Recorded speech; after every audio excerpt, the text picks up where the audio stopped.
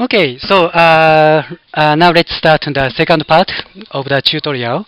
So in the second part, I'm going to talk about the MCrust. And today I'm going to show you the kind of basic thing. And hopefully sometime soon, David is going to give you the more detailed tutorials. Okay, so let's assume that the cluster quick is done. Then, so that means, let's say we have the TT folders like this, but then you should also see this like a FD folders. Okay. Okay.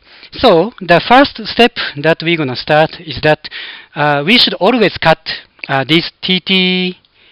Sorry, this is actually not easy to see. This is like a TT 01c.ntt. Okay. So make sure that we are going to start MCrust from these TT folders. Okay. So I'm going to copy this. Okay, and go there. Okay. So let's make sure that NTT. Okay, so we have all these cleaned NTT files. Okay. So the command we're gonna use is mcrust. Okay. So we start the mcrust. Okay. So then first you will see this window. Then you will first click this part, create load FD files. Okay. So if you click this, you will see this window. Then for today, I would like to check this tetraload number 8 because this was the best tetraload in this dataset. So click on this, then say open. Okay. Then after a while, okay, so you see the this letters here. Then that means this folder, this file is correctly load. Okay. First, we would like to check the results by the cluster quick. So we are going to click on this button, cluster quick selection. Okay, so let's do this. Okay. Okay. So it's the top part is a little bit cut, so I'm going to resize. Okay, and let me see. Okay, maybe a little bit. Okay. Okay, this looks fine.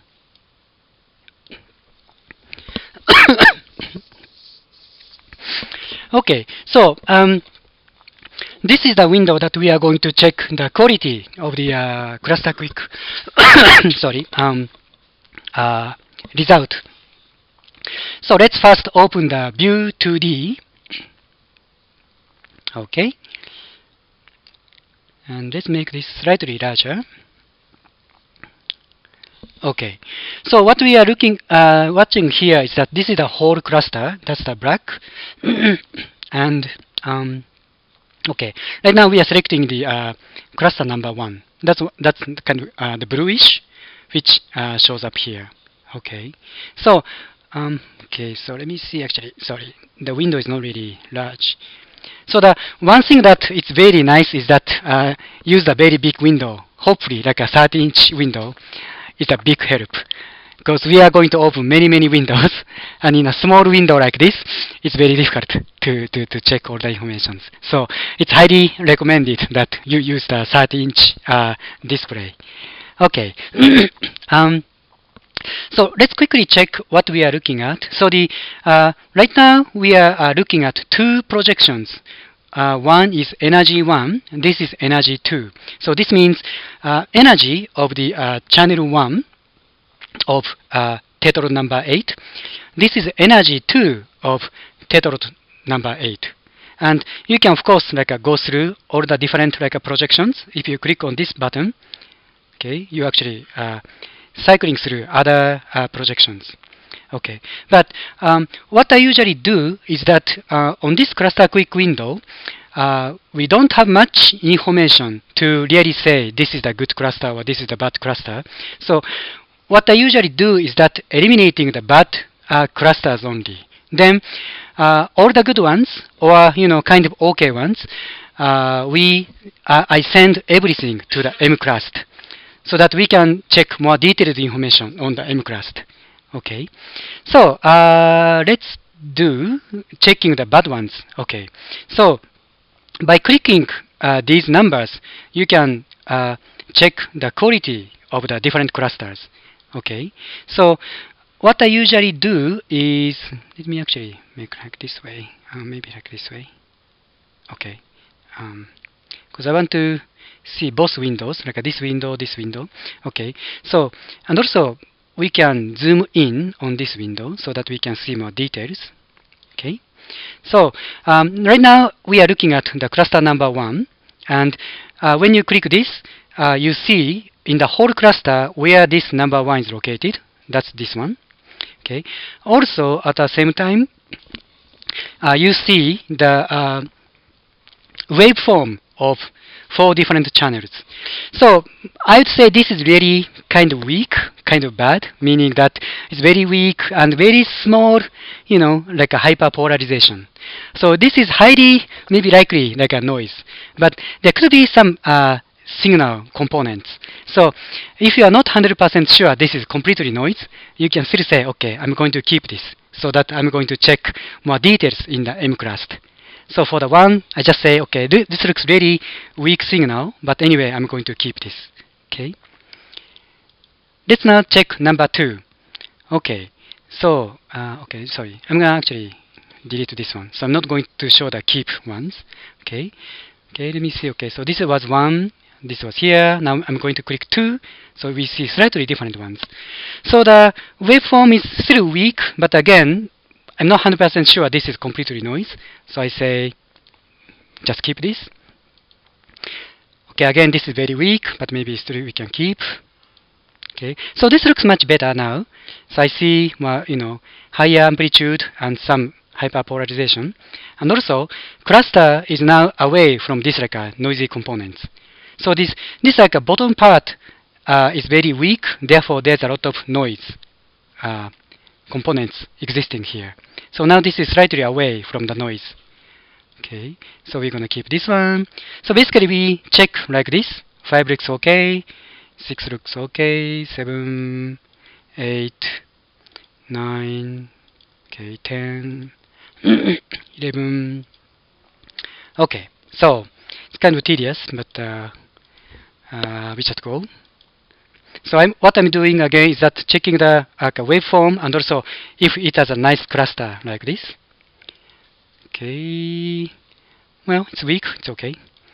And I believe sometime soon we're gonna see kind of bad example. Okay, so now cluster 21, it's really really flat, it's very weak, and also it's very close to the kind of bottom part.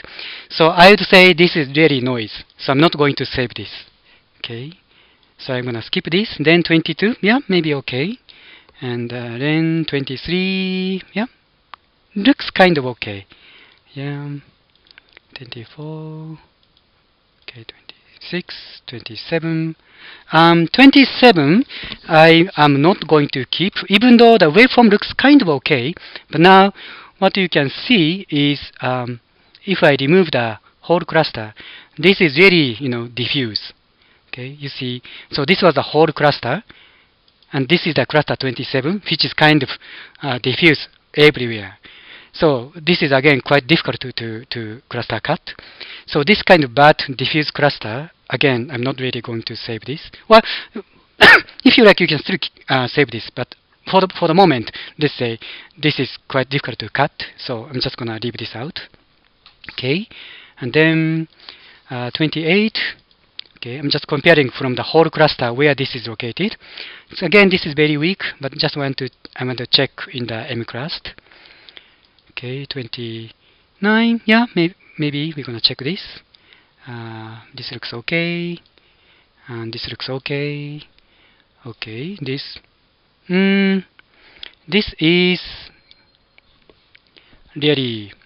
really bad. So again, this doesn't look like a biological signal.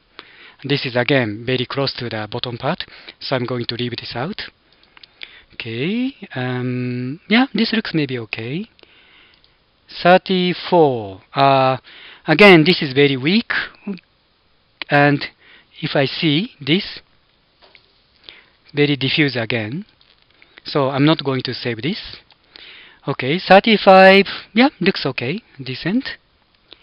36, yeah, looks fine. 37, this is again another diffuse one. It's really diffuse. Okay, so I'm not going to save this. And finally, the 38. It's actually a very small number, only 13 spikes. So I'm not going to save this. So now, 1, 2, 3, 4, 5, 6. 6 clusters, I'm kind of leave it out. So that means like 32 clusters I want to send to the mclust. Okay. So again, what I'm doing at this stage is that quickly checking the waveform, say like this. So if waveform looks okay, then I'm also checking if there's a kind of nice tight cluster. Okay. And again, if I am not 100% sure this is a noise, I'm going to anyway check, then send to the mclust. So in mclust, we can see more details. Okay. Is it clear so far? Okay. So now, to send my selected clusters to the mclust, I'm going to click on this one, export all clusters. So all clusters means all the kept clusters. Okay. So I'm going to click on this.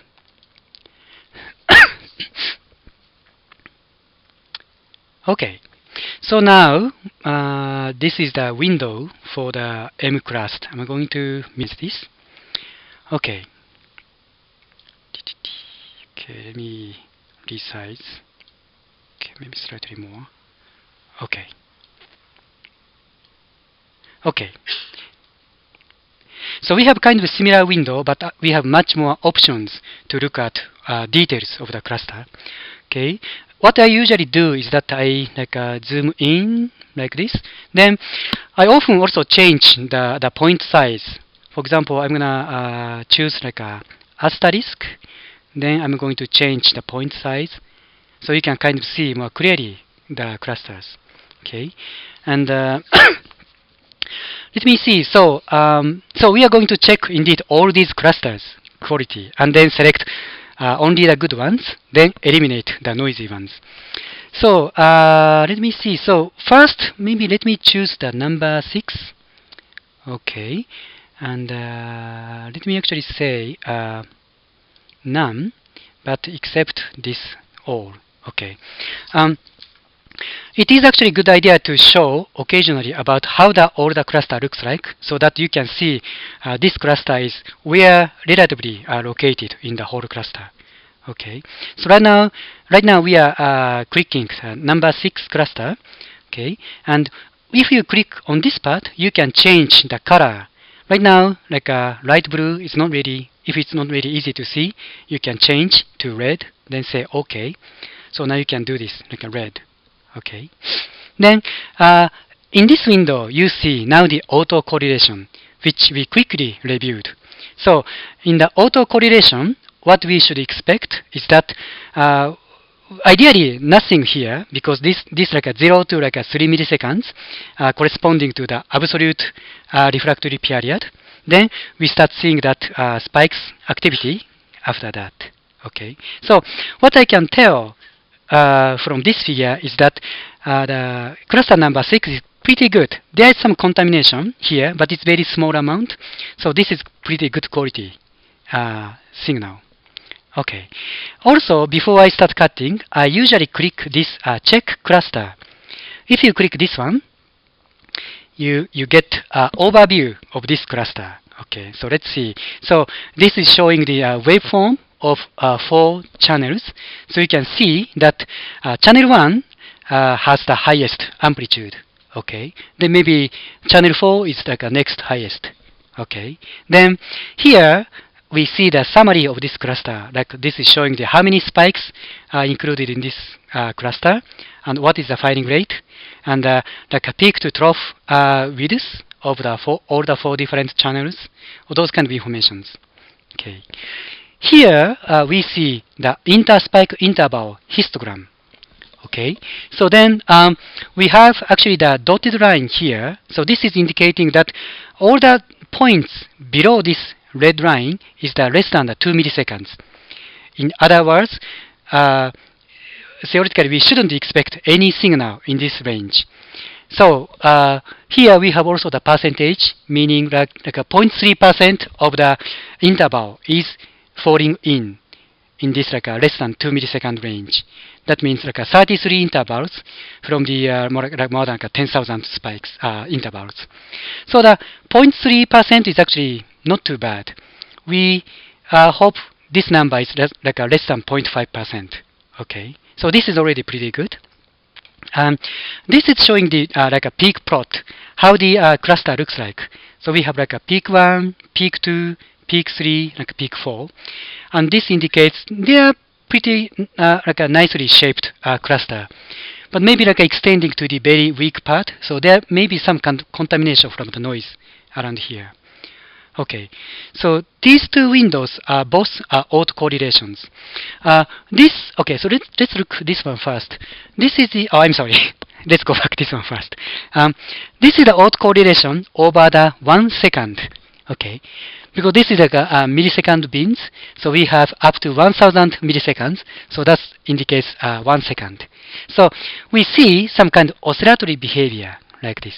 Okay, so we have the first peak here, second peak here, and we can kind of get some idea. So this peak is about like 100 milliseconds.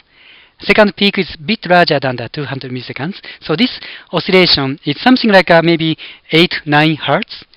And we also know that this recording is from the hippocampus, and also from this waveform, this is more likely like a pyramidal neurons. So probably this is the praise neurons, which is indeed modulated by the theta oscillation when rat runs on the track. So these are the informations that humans can actually, use when we do the clustering. The cluster quick part doesn't have all these informations, so but humans we actually use this information. Okay, so this is the kind of overview of the autocorrelation over the 1 second. But then it's really important to see this first part. So we have the blow up of this autocorrelation, which is here. Now this is showing 0 to 25 milliseconds. Okay, so this window is corresponding to very short duration of this part. So now in this window we can really check refractory period, which is corresponding to around here. Then we see increase of the activity, then decaying like this. Okay, so this is actually pretty good. Okay, then finally this is showing the time and also the peak plot. This is the peak amplitude of 4 different channels. The color is corresponding to all these different colors. So what we want to check here is that the stability of the recording. Okay, so from the beginning of the recording to the end of the recording, if we see kind of like a steady recording like this, this is the indication of the good stable clusters. As Arthur showed some example in the previous tutorial, if we have the bad stability, what could happen is that we may see the increasing of the like amplitude or like a decreasing of amplitude, or suddenly we lose like neurons, something like that. So if you see those kind of things, that may indicate bad stability, and you may want to exclude this cluster from your analysis.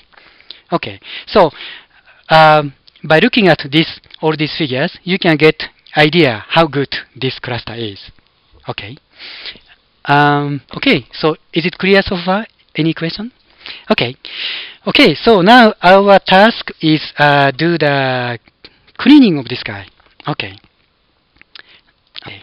So now for the cleaning, okay, I'm gonna check this out, and I want to see more details on this. Okay. So the one possibility is that when we, let's say, okay, this, we have some kind of outliers like here or like here. So the one thing is that we should cut out all these outliers or not. That's the one question. And okay, let me see. But before we start adding some kind of limit on this cluster, what I usually would like to do is that I go to the waveform cutter. So you can find from this more option, you find a waveform cutter. And this is actually very useful, because you can now see more details about the waveform. Okay, so now let's see. Sorry, where was the? Sorry, maybe it was the figure. Oh no. Okay, classics. Yes. So from this cluster summary sheet, we know that channel 1 seems the best one. So it's a good idea to cut on using the channel 1 information. Okay. So right now, we are seeing the waveform coming from the channel 1. By clicking on this, you can also see other channel. So this is channel 2, channel 3, channel 4, then coming back to channel 1. Okay. Then I also would like to usually check this 2 standard deviation option. So let's do this. So now you see the mean waveform. Then also you see the 2 standard deviation lines. So this is a 2 standard deviation. This is also 2 standard deviations. So that means we see like 95% of the data goes within this range. So that means I usually don't want to cut inside of this. I usually put a limit outside of this 2 standard deviations. Okay. What's other things? Okay. Another good thing that you can actually check is that we have actually 32 data points on this window. That means this is corresponding to 1 second, and cheetah recording system uses 32 kilohertz sampling rate. That means we are going to have 32 data points in this 1 millisecond windows. Okay. Then cheetah's program always align the peak at the point number 8. So the 8th data point should be the peak. Okay. So what I usually, okay, so let's now, okay, so another thing maybe I should mention is that, so this is the 500 wave examples randomly taken from this number of all the data points. So if you click like a redraw, you get another 500 samples. If you do redraw, something like this. Okay. And if you want to see more samples, you can change number here. But that may, slow down your computer. So the 500 is the default. Okay. So now let's apply some limit to eliminate noisy, noisy signals. Okay. So to do that, I click this rapid. Okay. Then now you see these like cross things. So I'm gonna, if I want to apply here to here some limit, I click here once, then again click here. Okay. Now you see this line here. So this means now I apply the limit so that only the signal going, through this is allowed. Okay. So now also you can see that initially this was the total number of the data. Now you see that some small number of the data. So because now I eliminated some noise data which going outside. Okay. So I'm going to apply some other limits here. Okay. I'm going to further apply like this. Okay. Okay. Okay, so we can do these things a couple of times. Okay. Another important maybe tips is that I usually apply these limits between 0 to 15. The reason for this is that data is basically aligned at a 0.8. So I don't really want to cut very far from this 0.8 because even though the waveform here goes nicely between here, but then some kind of noise accumulated and you may see deviations. So if you apply the cut here too many, you may indeed eliminating the good data points. So usually I apply the limits between 0 to 15. Okay, so maybe one more like this. Okay, and if you are okay, I double click outside, then I'm out from the applying the limit mode. Okay, so now you see I kind of eliminated almost 300 data points. Not much. Okay. Okay, so then you can also check this HIST ISI button. If you click this, so this will give you some idea how good you are. So for example, we again have the information of this ISI histogram, and let's compare this with the original. Okay, here. So originally we had a 0.3% spike interval, less than 2 milliseconds. So after I apply the limits, number decreases. So it looks like I was eliminating some noisy data points. So that looks good. So I would like to apply this elimination to the main data sets. So for that, I will click this button, Update in mClust. If you are not happy with this, you can just exit. Then this cut is not, applied to the main mClust. But now I'm happy with this, so I'm gonna say, okay, update. Okay, then I'm going to exit. Okay, so now my data points is applied. I applied the limit on the waveform cutter. Okay. Okay, let me see. Okay. That's kind of strange. Let me see. Sorry. This should be reflected. Anyway. Okay. So that's one way to use the waveform cutter. Okay. Another thing that is that we can also apply the limit to this cluster. Okay. So now the question is that if these outliers can be noise or not. To test this, one good way is that you basically apply the limit. Okay. Let's say you want to see how this data point looks like. So what you can do is just, cut out this part. So you just click, and if you're okay, enter. So you now just, selected these data points. Then you can check like a cluster again. Okay. So now you see the maybe better waveforms here, right? Kind of nice, even high amplitude. So it looks like data points around here seems more like a noise, not noise, seems like a signal. Okay. But then, of course, we shouldn't eliminate everything here, so we just delete limit. So we can come back. So to check this part, now we can also try adding limit only to these points. Okay. So let's say what these things looks like. Okay, now this is much weaker and maybe some contamination from the noise. Okay. But then just delete this limit again. So for these outliers, maybe it's good idea to eliminate these things, but then maybe we should probably include all these things. So what we can do is that, maybe including all these things, but we are eliminating maybe these outliers. Okay. So that's one way to add the limit. You don't really want to cut too much. Okay, so I'm kind of adding the large limit like this. So you can do these things on other projections, and the other good projection will be like a PC components. Because in the PC components, you may not maybe so clear, but okay. Let's see. Let's quickly check. All the way. Yeah, so let's say in this case again in the PC components we see some outliers, and you can again check, let's say at limit around only here how these points looks like. Okay, and then see. Actually it's kind of difficult to say. They are maybe okay. Okay. And you can also check how about these guys in this region.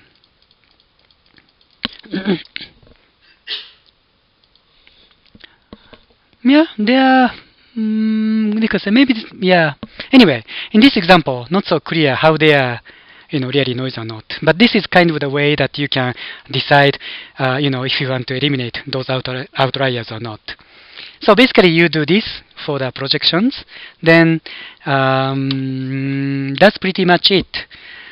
Then after you you apply some limit, or if you apply the point restrictions, you see information here. So if you apply the limit on this on this window, you see which feature space you used. Okay, and if you eliminate the data points using the waveform cutter, you see this information point restrictions. Okay. Then finally, if you are okay, you can quickly check and then the quality of your data points. Okay. This is the one example how to cut rather good data sets. Is it okay so far? Okay, so now let's this home position we're gonna go back to the original energy 1, energy 2. Okay, also we're gonna see everything. Then let's now check the kind of bad one. Channel number, so cluster number 1 looks really bad. How we can do this? I'm going to change the color again. Okay, this looks really bad because when we compare the whole cluster, this is extending to the very weak portion. Okay, and also let's see, check cluster.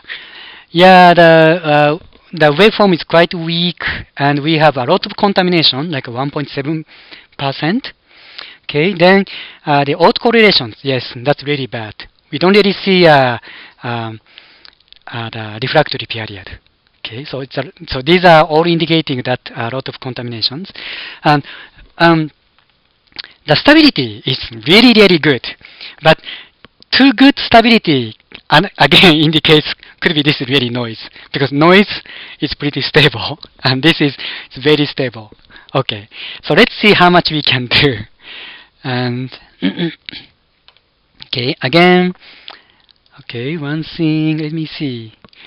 Okay, so looks like the cluster seems pretty nicely, shaped. Not much outliers, or maybe something. Okay, but let's see. I usually also recommend go through the feature space anyway, so that we can get some idea. Okay, so maybe something around here could be eliminated, but maybe not much. Okay, oh, maybe something. Okay, so around this space, kind of interesting. We have some outliers, so let's check how they look like. Maybe like these things, we select. Let's check how they look like. Yeah, looks like these are quite noisy. It's very weak hyperpolarization, so maybe it's a good idea to eliminate those things. So maybe we can apply the limits. Let's say can maybe eliminating those things. Okay, so something like that.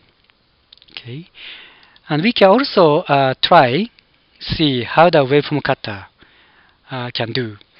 Okay, let's see again. Sorry, no, this was actually the good one. That was, or maybe, I don't know, did I eliminate? Anyway, I think the channel 1 was good one. So let's see the average waveform, and we can apply the quick cut. Okay, how this gonna improve? Okay, maybe this is fine. And just for updates, exit, and let's see. Well, actually not much improvement. We still have a lot of contaminations. And indeed, I don't really believe we can really clean this much further. So after, some effort, it's kind of okay. Okay, maybe we cannot really clean this much. Okay. So anyway, we use the same technique that we try to eliminate some outliers by checking which point we can eliminate, and also we use the waveform cutter to eliminate the noise. Okay, so this is the example for the bad case. Now I'd like to show you the reclustering features. Let me see, number 14. Okay, sorry. Okay, now I'm gonna change this color again. Okay, okay, so this is good. Oops, no. Okay, let's start from here. Yeah, maybe in this projection.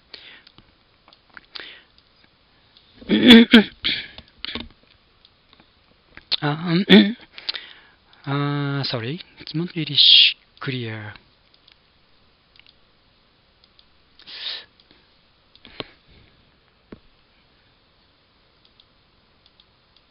Let's see, sorry. If this is the same, yeah, this should be the same one. Okay, anyway. This might be different cluster now, but what I wanted to show you was there's actually the case that Cluster Quick didn't do all the clustering job, or when you go through the feature space, you actually see 2 clusters. Let's see. I don't know if this is the case. Let me see. This is the one here. Oh yeah, sorry. Now it's actually different numbers. Okay, I found the correct one. So that's a cluster 20. Do you see, we kind of see the 2 clusters here visually, right? So we kind of see one cluster here, another one here. But this is considered one cluster by the ClusterQuick. So now we have one option is that we want to make sure if this can be really the one or this should be separated. So if you want to see if this should be separated, you can use this option, recluster option. So let's apply this. So now we are selecting number 20. Again, click on this. So now it says, okay, minimum 1 cluster, max 5, absolute max 5. That's okay. So we actually apply this. Okay. And this should be very quick. Okay, so now it says, let's load new one. Okay.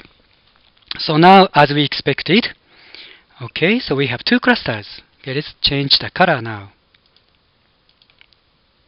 so that we can see more clearly. Yeah, so as we see visually, so now the ClusterQuick says, okay, this can be 2 different things. Okay, so now our task is that we should keep these separate or we should, keep them as a one.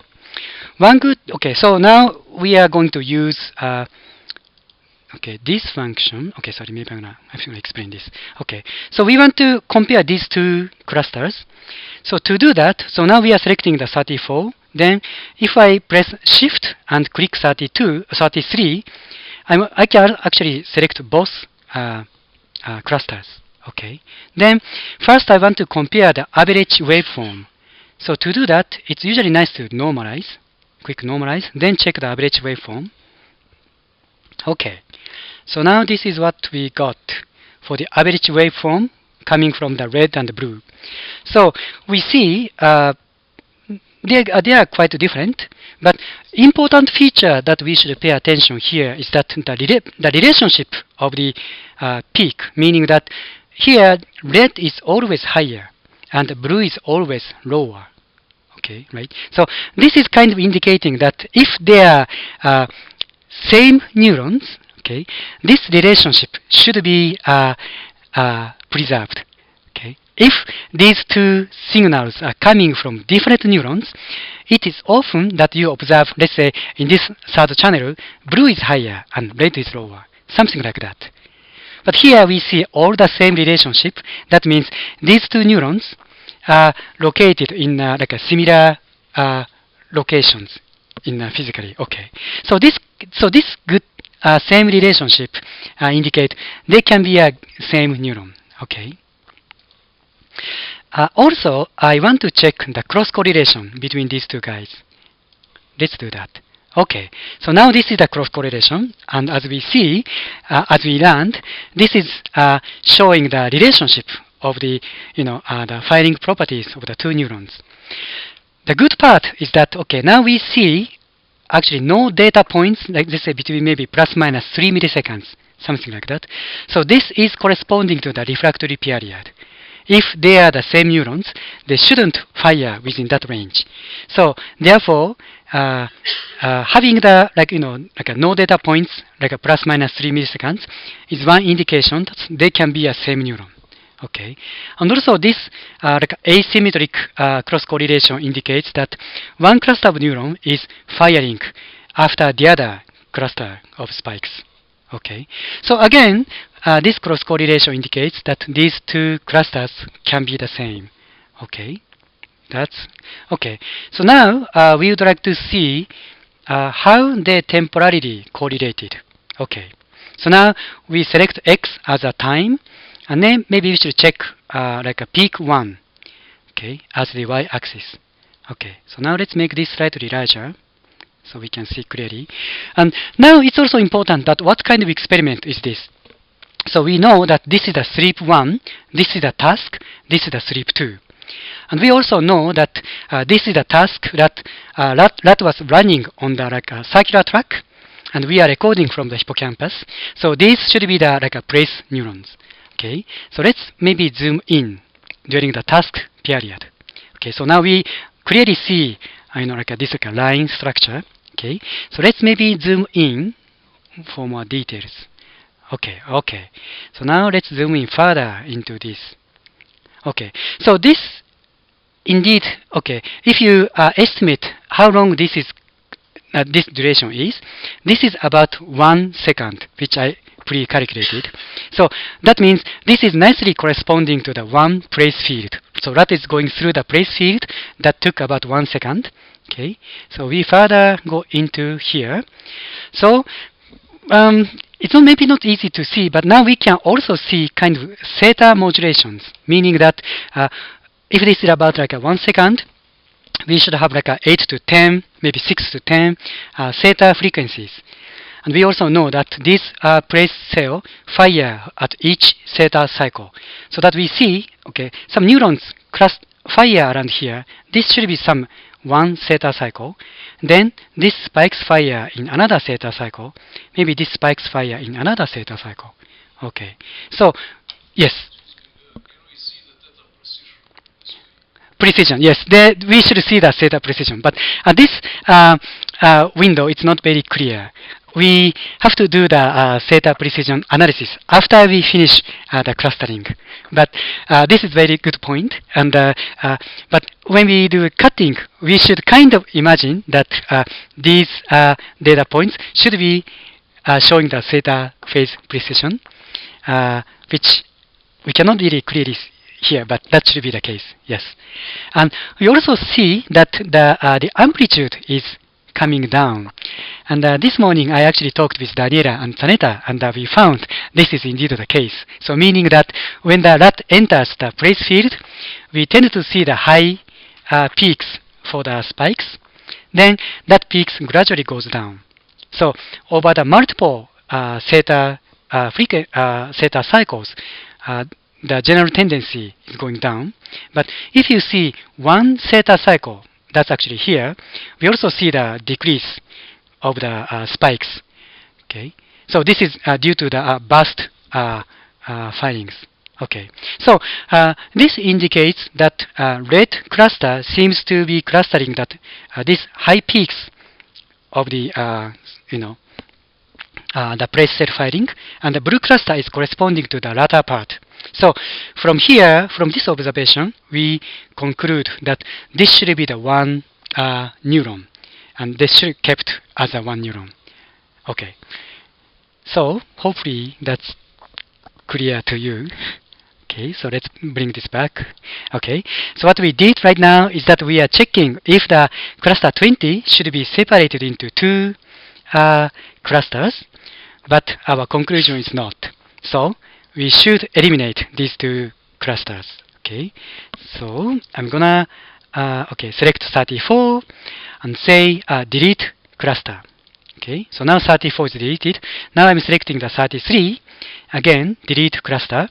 Okay, so now these two clusters deleted. Then I'm gonna say pack cluster. Then these two disappears. Okay, so 20 is okay. Alright, so I am pretty much done. So maybe 10-15 more minutes we should be all done. Okay, a few more things I'd like to cover is okay, yes, actually the question about the merging or separating. So I'm gonna show you the example about let me see, go back to the original space, and this number 14 and number 20. So let's change this color. Okay. Yes. Okay. Okay. So let's assume that we basically cleaned all the clusters. Now our task is that which one should be merged, or maybe which one should be separated. For that, we use the information about distance. So click this distance. Then we get this window, which is very crowded because we have many clusters. But okay, let's make this larger.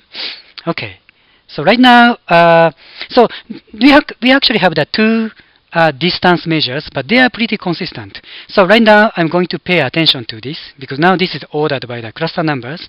Now this is showing the distance. So how to read this information is that, okay, so let's say if we see the cluster number 1, so this says cluster number 6 is kind of close. So that distance is like a 1.5. So this is basically like a Z score. So the distance is less than 2. These clusters should be maybe merged. That's the information. Okay. So the one has the 26, 3, 2. These three clusters are kind of close to each other. So this is indicating that we should check if they should be merged or not. So right now I'm going to show the example between 14 and 20. So here, if we see the cluster 14, we see cluster 20 is the closest one. So distance is like a 1.4. Okay. So I'm going to show this example. Okay, so we are going to check cluster 14 and cluster 20. So I click shift like this, so we can see how they are located to each other. Okay, so they are kind of together. Okay, but they are kind of different. Okay, so now again, to check if we should merge or not, first let's check the average waveform. Okay. Okay. So now let's the relationship at the peak. So the red is higher, higher, higher, and yeah, it's almost equal, but maybe higher. So this means that they can be the same neurons. Okay. Let's also check the cross correlation. Okay, again, we see very nicely, nothing here. This is corresponding to the refractory period. And we also see, okay, so some really clear peaks at maybe like 4 or 5 milliseconds. So this is an indication that these neurons are in a kind of bursty mode, right? So after one cluster of neuron fires, the other cluster of the spikes tend to show in a kind of bursty mode. Okay, so from this figure again, there's actually very good chance that we should merge them. Okay, then we can actually need to check how they are temporarily located. Okay, let's see. Okay. Okay. So what we can see now is that red cluster of spikes is more likely firing during the sleep. And the blue is more likely firing during the wake. So this means that where was the ME crust? Sorry. Okay. Anyway, so if I just do this, okay. So the good possibility here is that the cluster 14 is actually the part that spike is occurring during the rest. Then the cluster 20 is the same neuron, but they are mainly firing during the task. But because the cluster quick tend to overcut, so they are now clustered into two. So we probably need to merge them. Okay. Okay. So let's do again. Let's check this, and let's see how they are also firing during the sleep. Okay. Actually, not very easy to see, but okay, so we actually tend to see they are firing, kind of like this. So this should happen during the sharp wave in the hippocampus. So they are kind of fire in a burst mode. Okay, so they are kind of consistent. Okay, and another good way, which is already kind of clear, but you can merge these two clusters, 14 and 20. So there is the button said merge selected. So let's do this. So now we are creating another cluster, which is created from these two 14 and 20 clusters. Let's check this 30 by check cluster. Okay. So the very important part is that after merging two clusters, we still clearly see very nice refractory period and a 0% contamination. So that means after merging these clusters, they are still very clean. And this is also indicating that they should be the same neuron. Okay. So from these considerations, we are going to merge 14 and 20 as the same neuron. Okay, my last example is that the case that we shouldn't merge. Let's now check number 3. Okay, I'm going to change the color this one. Okay, I'm gonna check this off. And number 17. Okay, I'm gonna make this blue. Okay. Okay. So in the distance, distance. Let me see, 3 and 17. Okay. So 3 and 17 is also close. It was a kind of similar to the 20 and 14 we checked. So this case we concluded they should be the same neuron. Now we are checking the number 3 and number 17. In the distance measure, they are pretty same distance. Okay. Okay, so now we are highlighting the 3 and 17, and let's see. Okay, let's do like this. Yeah, they are kind of very close to each other. Okay, so our first task is again checking the average waveform. Where did it go? Yes, okay. Now you see the example that the relationship kind of reversed. So 3, 4, red is higher. This is almost equal, but in a first channel, the blue is now higher. So this is now indication that these two can be different, or probably different. Okay. We also check the cross correlation. Now you see that we have the signal in the refractory period. One thing I want to mention is that due to the limitation of the recording, we always have the 0 in this cross correlation. That means we cannot, the cheetah system does not record the overlapping spikes. Therefore, we always have the 0 here. So this is kind of artifact. So do not pay attention to this. But so now we are looking at like a 3 millisecond, 3 millisecond. We have the signal here. And so this is the indication that they are indeed different. Okay. So in this case, 3 and 17, we shouldn't merge. We should keep them separate. Okay. That's actually pretty much I want to cover for this kind of basic part of the tutorial.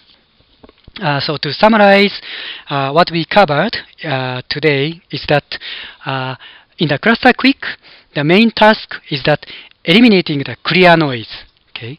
So if you are not sure, just send everything to the mclust. So now this is our mclust. So we have much more information.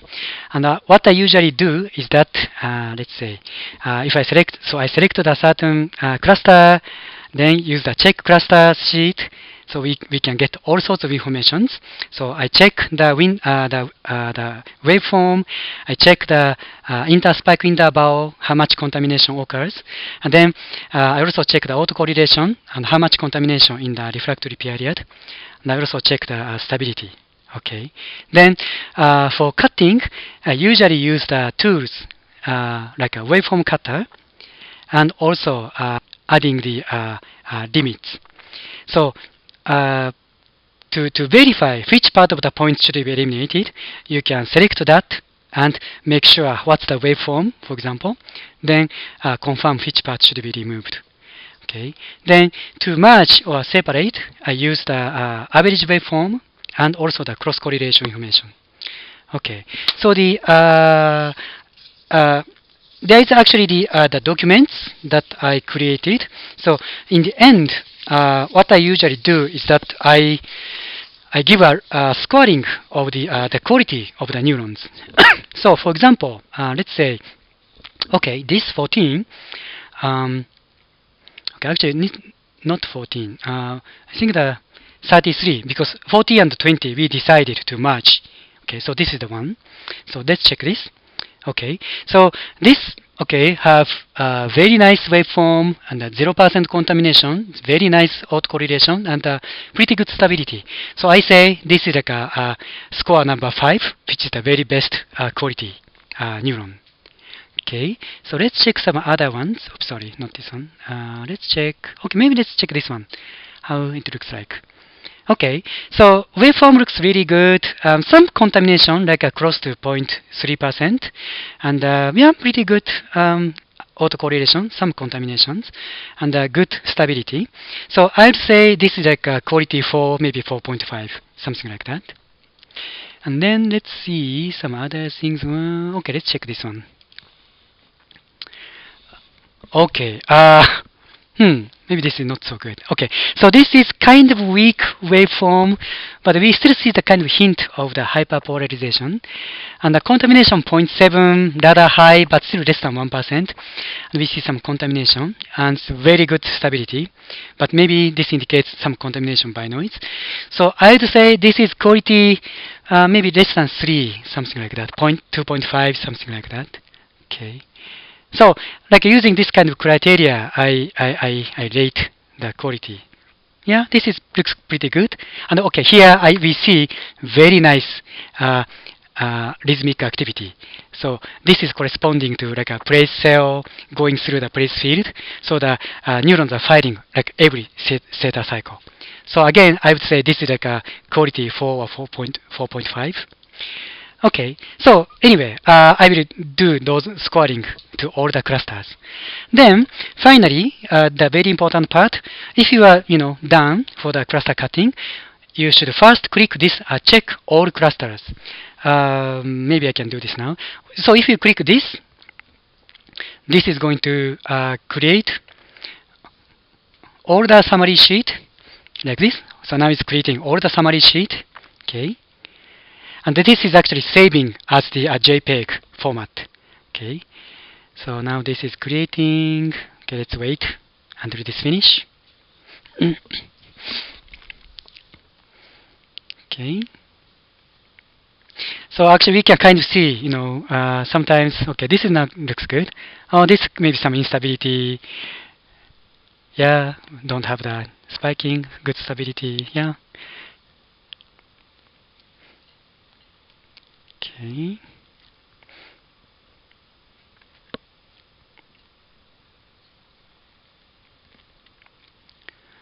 Okay, it's almost done. So cluster number 4. Okay, 3.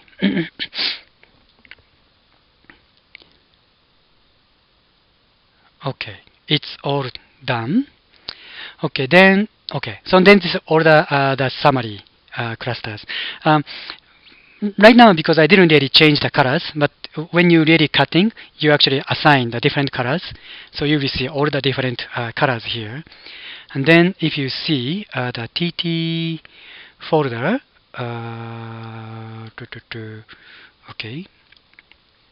okay, so you should see, yes, all these, like a JPEG files I just created now. So if you click this, you see the cluster summary sheet saved as a JPEG. Okay, and this is the projection summary that we saw. Okay, so everything is saved as a JPEG file. Okay, so you are pretty much done. Then, but we have still one more thing to go. Okay, so now we go back to the main mClust window. Then there's a button says write files. This is very important because without clicking this, we are not generating the so-called T files. Okay, so let's do this. Okay. Okay. Yes. Okay. So writing T files. Okay. Creating cluster summary files. Okay.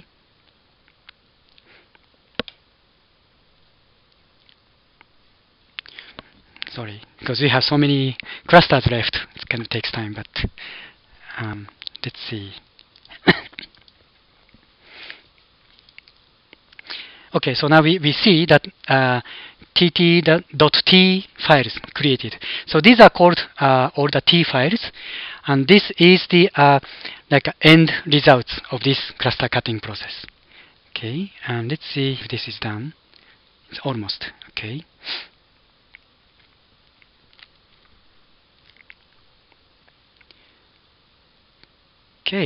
Okay, all done. And let's check again. Okay, so actually, sorry, I'm going to change the folder option. So I'm going to see the extension. Okay, so now we see the extension. Okay, so we are just created all the T files, and also we created all the MAT files So when you load these mat files in the MATLAB, you see all the information about each cluster. Okay, so once we create all these T files, we are ready to do all sorts of analysis. And if I may, where's the... Okay, so let's close all the windows. Okay, and let's see, go to this folder. Okay, I'm going to go this folder, and let's see, we have T files. Okay, so these are all the T files we just created. And for example, from here, you do the analysis, but pretty much always we start, we create the matrix, like so-called Q matrix. So now, in the last 2-3 minutes, I'm just gonna show you how we're gonna do. So first we say, okay, all the T files, T files is the find files. Okay, oops, nope, sorry.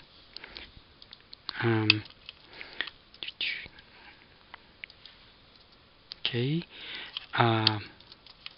something like a T files. Okay, so now we just created T files, and then we say S is equal to, oops, where's the equal? Okay, equal to load spikes. Okay, so T file.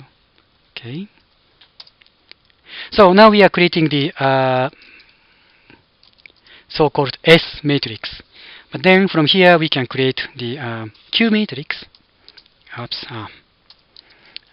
make Q from S. You can actually check, the command things by using the help. But for the moment, I'm just gonna do everything like this. Okay. Oops. Make Q. Yes. We don't have the path yet. Did we have the NSMA toolbox on this?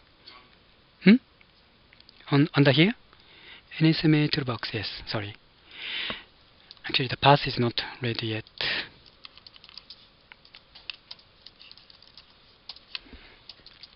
Okay, this should work. Okay, so now we are creating the Q matrix. Yes. So let's say this is again in the strange the format, but we can say so. Okay, data Q. Okay, now we have. Okay, so now you start seeing that this is corresponding to 33 neurons, and this is all the time bins. So what we can do is that maybe just for the simplicity, I'm just gonna do the transpose. So now QD is like a 33 neurons and all the bins. So we can do image SC QD. Okay, so now we see all the spikes. Okay.